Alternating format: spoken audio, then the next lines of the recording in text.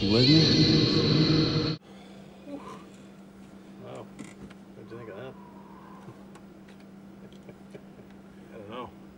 It's pretty crazy. Mm-hmm. Oh, hey, everybody. Welcome to Dead Walk Talk number 10. Okay, everybody, it's Dead Walk Talk number 11. Here we go again. We're going to get Jimmy to get on the record keeping here for our next episodes. Brought to you by the Doomgorium guys. App, Axe, and Jimmy. And tonight's episode of The Walking Dead is Say the Word, it's called. Yep. Say the Word. Yeah, not quite as intense as last week, but still lots of stuff going on. Yeah, there's lots of head chopping there. Oh yeah. You know. It was awesome. Rick freaked out. Here's the setup, the swing, nice form, 9.5. Michonne chopped people in half, so there's still lots of killing. So it was a good episode. Yeah, what's going on with Rick there? He kind of, I gotta say, Rick kind of went off the deep end like some of our friends in Da Nang in 1968 did. You know. Yeah, he's hit snap mode, that's for sure. So it's well, how can you blame the guy, I guess? But like you said, it's been pretty tightly wound for about a year and a half. Yeah, so he's got to have a little bit of release, I guess. So, but yeah, he's I'm sure he'll come around. He's got to, right? But for now, he's just going on kind of a rampage, I guess. Well, I think he was on. What he wanted to go find Laurie, I think, was his mission, maybe, and to kind of kill all the as many of them as he could. He could with this axe. Looks like freaking Conan in there chopping things apart, like taking their heads off. Yep, you didn't see that on TV. Or the Return of the King on the Lord of the Rings, which I've been watching this weekend. It was like, holy crap! There's more head splitting going on here than there is in the entire Orc army. Yeah. Yep. So that was kind of cool how they didn't show Laurie again though. The zombie ate her. Ooh, try some Tums there, buddy. Wow. Yeah, fitting end to a bitch. And a little more insight on the governor's strange. Yeah, what's your? I got my opinion. What's your take on that? First time we gathered, there was 9 of us. What do you think? Well, I don't think he's good. Mm-hmm. But I think that I pity him a little more now. Yeah. Because that's obviously his daughter, right? Yep. And you know, I guess if you lost your daughter, you know, it'd be a hell of a shock to you. So look at Rick when he lost his wife. So. But you know, so I mean, yeah, obviously there's you know, there's more motivating his you know, his little place there. Mm-hmm. Now I'm betting what the doctor's trying to do is cure this zombie thing, obviously, because you know that's why he's got his daughter there. He's hoping that you know, for sure, Dr. Bub will find a cure. Yep, I was thinking the same thing. And, I just, you know, I kind of shook my head there when Andrea. Now, if you would just drop me a hint about tonight. Asked why they keep chained up walkers, or not chained up, but captured walkers. Well, why do you think? Like she is an idiot. She is. You know what I mean? Like, of course they're trying to find a cure. So I don't know. I was thinking about it when it happened there. That scene when Michonne was saying, "Let's leave, let's leave." Ladies, Close the gates. No. And I was trying to look at. See, it's easy for us to assume or to you know what I mean, because we're seeing it from both sides. You know what I mean? But she's Andrea's only seen what she's seen, which is him being nice to her, a nice place to live. it's us. Everybody seems normal, but Michonne's kind of, you know, she's skeptical and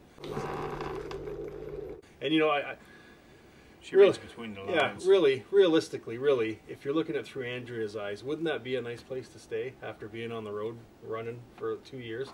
Sure. I mean, I would. I think I would, but we're seeing it from the viewer's eyes, so we see what Michonne sees. Now, if we would have saw the book and the other stuff that she saw, then we would probably might think that something's going on. You know what I mean? And Michonne's probably right. It was a setup. You know what I mean? They let her out for you to kind of keep. Now, I'm sure there'll be an episode down the road and something's going to give. Because right now, I mean, honestly, in my eyes anyways, the governor don't look like a bad guy. I mean, he hasn't done anything wrong. He looks after his people. And, I mean, they got an awesome place to live. Yeah, but don't forget, there's still the whole, killing the soldiers. Yeah, but they don't know that. Yeah. You know what I mean? That's what I'm saying. In an episode down the road, we'll see that he's an asshole. Oh. But I'm saying that, see, it's easy for us to... Like in their eyes. Yeah, exactly. I'm trying to see it from the people living there. Do you know what I mean? Because if I was on the run for 2 years, hell, I'd want to live there. Yeah. But as a viewer, we see what he's kind of... You know what I mean? So I'm saying, like, down the road, I'm sure there's going to be an episode where he's going to slaughter people, or he's going to go nuts, or something's going to happen, and then everybody will see it. You know what I mean? But for right now, if you're an insider looking out, I mean, that's the place. That's freaking paradise. Do you know what I mean? Yeah, so, you got like shelter. Yeah. So, but yeah, I don't know. Whatever. I'm sure there will be an episode. I guarantee it, because he's supposed to be a psychotic lunatic. One thing that struck me when Michonne left is that gate.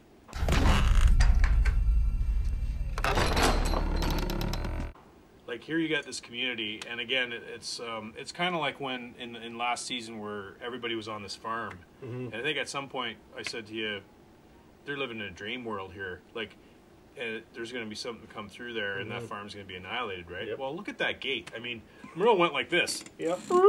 And the door opened, right? And there's like one go. board holding this gate. Like, if you get a horde of zombies. Oh yeah, they're still out there. Don't forget about them. I mean, let's face it, like we were talking during the show, Yep. or during commercial, basically, there's at least 300 million zombies walking around. Yep. Because probably like 3/4 of the country is zombified. Yep. So if you get a million, a horde walking through there, They're coming in. They're gonna, like, I mean, again, these people are.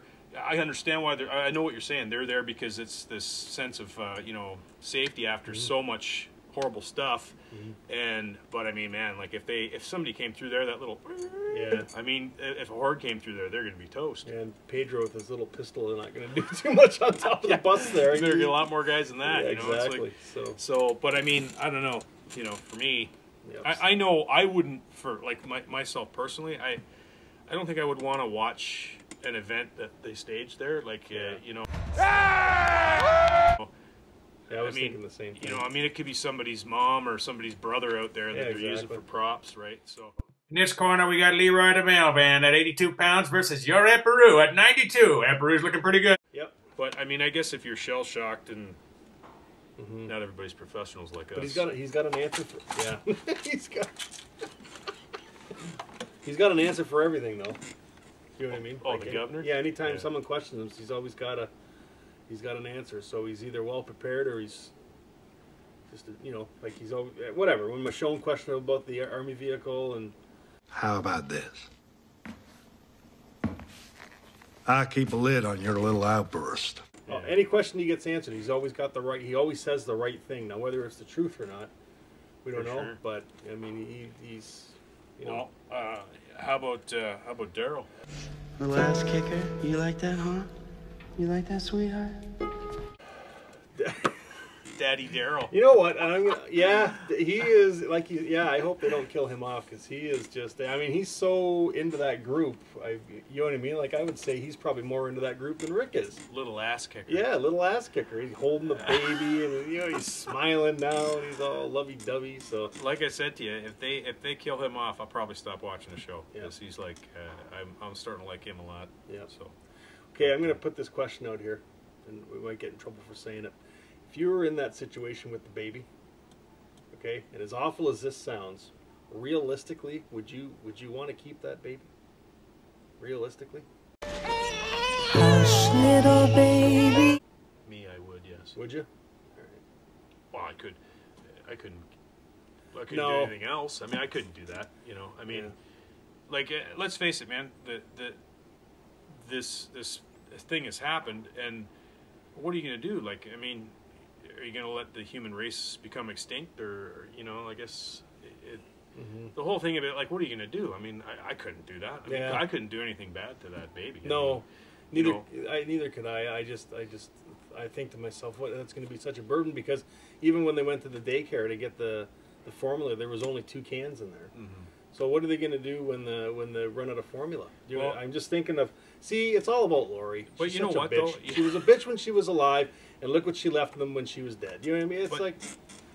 You know what, though? Like, I mean, by our standards today, yeah, it's a huge thing. But let's not forget, in the past, you know, Tutankhamun was a pharaoh of Egypt when he was 13. You know, so I mean, yeah, our kids, when they're 4 years old, they can't do anything. Well, you know, the world has changed in The Walking Dead, so these 4-year-old kids are probably going to be toting some heavy-duty iron there, and they're going like to be, you know, like the Spartans. This is Sparta! Throw him in the pool of water, and if he swims, he lives, and if not, he dies. That's correct. So yeah, but things change. But I mean, I don't know. I don't think you can give up. I mean, yeah, no, I agree. It's just the circumstances. But I watched that scene, and I thought, God, that's going to be such a, you know, you're trying to fight a horde of zombies and a baby in your arm. It's hard to aim a crossbow when you got little chain in your other arm there. Yeah. Well, you know what you got to do? You got to wear them in those little backpacks or front packs there, and then run around with them like Yoda, wrapped up in Yoda duct tape so they can't bite you. So, but anyways, I don't know. Another good episode, though. Another good episode. Yeah. And looking forward to the next one. Big things are on the way. Yep. Lots of shit's gonna happen. I guarantee it. Yeah. You just know it. It's just building. It's just even with the governor. You join the research team. You obviously have skills. You're not afraid of biters. Merle will take care of you, and then you know he's not a good guy, and they're playing him off to be a good guy, like in his own eyes, and you just know something's going to happen, and it's all just going to come crumbling down, and something huge is going to happen in there. Like, I think after seeing that